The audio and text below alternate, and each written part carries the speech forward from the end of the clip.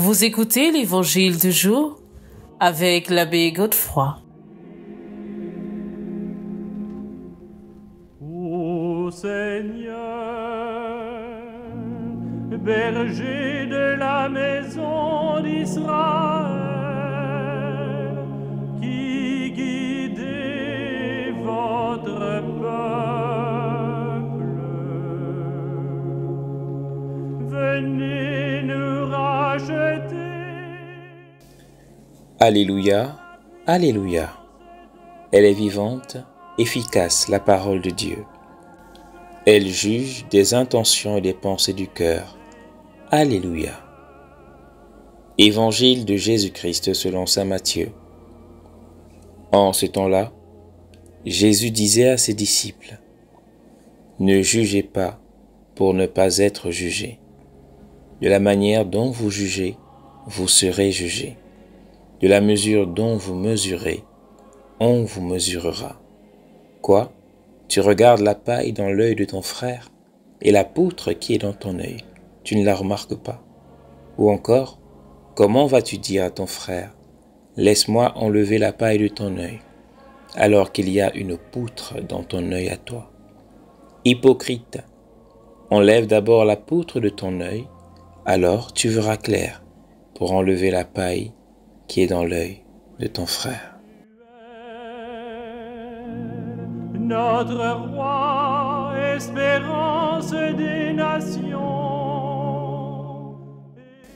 Mes frères et sœurs, la parole de Dieu de ce jour est une grave invitation à ne pas se prétendre parfait au point de juger les autres.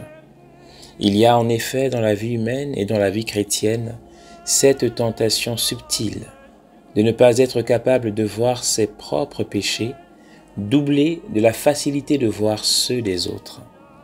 C'est peut-être un défaut de la nature humaine héritée du péché originel. L'homme a plus tendance à ignorer ou à renier ses propres fautes pour ne voir que les péchés de ses frères et sœurs. Cela est terrible, car cela place cette personne dans un double déni qui le conserve dans l'état de disgrâce. L'humilité que nous enseigne notre Seigneur dans l'évangile de ce jour nous conduira plutôt à être des hommes et des femmes différents, qui s'accusent d'abord eux-mêmes en cherchant toujours à s'améliorer devant Dieu, et qui ressortent d'abord toujours les vertus de leurs frères et sœurs, même si parfois elles sont difficiles à trouver. L'intérêt de cette sainte attitude, frères et sœurs, est celle de la charité, qui veut donner à son prochain les mérites de Jésus-Christ, puisque tous nous sommes faits à l'image et à la ressemblance de Dieu. Toutefois, cette démarche doit aussi se défaire d'une autre tentation, celle de se forcer à trouver les vertus dans un frère, dans une sœur, alors qu'il ou elle n'en a objectivement pas. Il ne faut pas se mentir à soi-même ou mentir à son prochain en lui attribuant un bien moral dans lequel il ne se retrouve pas du tout. C'est pécher gravement par flatterie. Ce que le Seigneur nous enseigne veut plutôt la modestie dans la correction première de nos propres déviances et mauvaises tendances, contraires aux attaques foncières et malaisantes des tendances mauvaises de notre prochain. Quel est ce médecin, mes frères et sœurs, qui veut absolument guérir un malade alors qu'il a un cancer qui le rend inapte?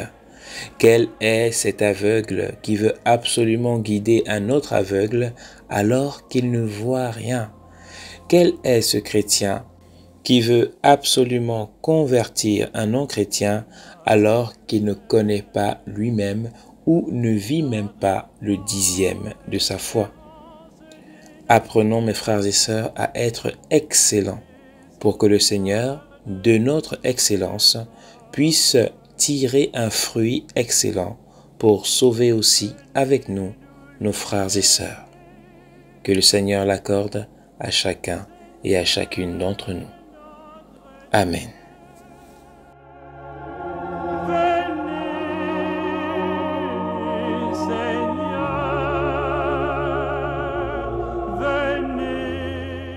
C'était l'Évangile du jour avec l'abbé Godefroy.